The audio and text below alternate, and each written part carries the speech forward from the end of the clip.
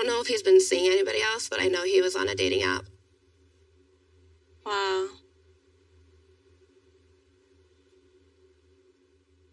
Hey, what's up everybody? So, if you've seen the 90 Day Fiancé Happily Ever After Season 7 Tell-All Part 1, well, it's a doozy. A lot of stuff has happened and we're going to talk about it. So when I say a lot of stuff has happened, a lot has happened. But let's focus on Big Ed here because Big Ed is back on dating websites. So remember how Big Ed used to frequent such websites, right? But it wasn't really working out for him because he was well known and he kept on getting catfished. And he would say things like, I signed up on like 6 different dating websites and just, put myself out there. But why does he need to be on dating websites again when by all means he is a social media influencer and star, right? He is well known in a 90 Day franchise. You could even say Big Ed is the best known person in 90 Day Fiancé franchise and all of his spin-offs. Some people might say Angela Deem, some people might say somebody else. But, I would say if you're gonna put Big Ed anywhere, it has to be the top 3. I would say number 1, but has to be the top 3.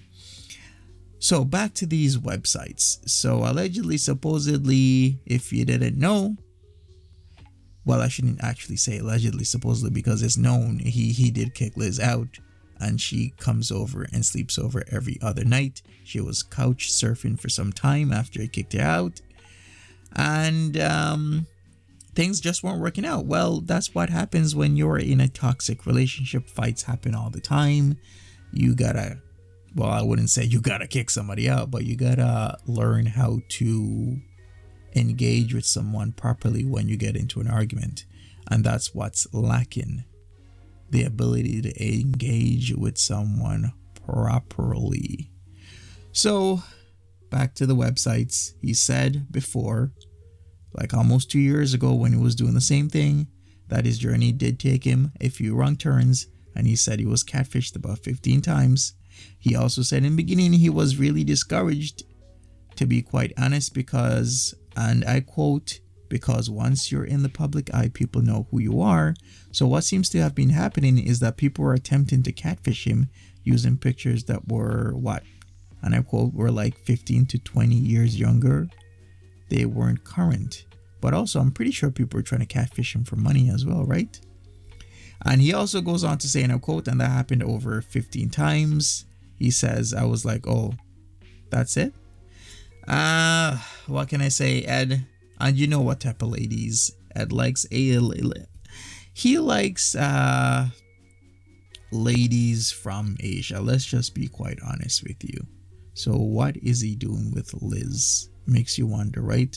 He is also still back talking to Rose.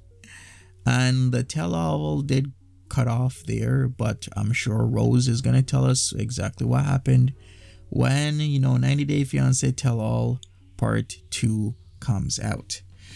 Alas, somebody needs to leave this toxic relationship, because if he's saying that Liz is telling him about certain things and giving him ultimatums and he has to, what he says, kick her out because he can't stand their arguing anymore, then that kind of tells you you're in a toxic relationship.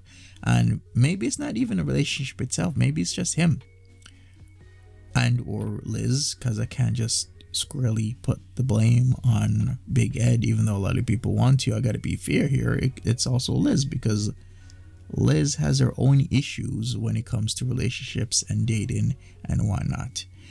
Anyways, we shall see what happens. Ed, I think the best thing for him to do is leave any one of those websites. Looking for Asian ladies on these dating websites, it's not gonna end well almost always for him, because his face is recognizable, is what I will say. Anyways, I'm out of here. Smash that like button, subscribe.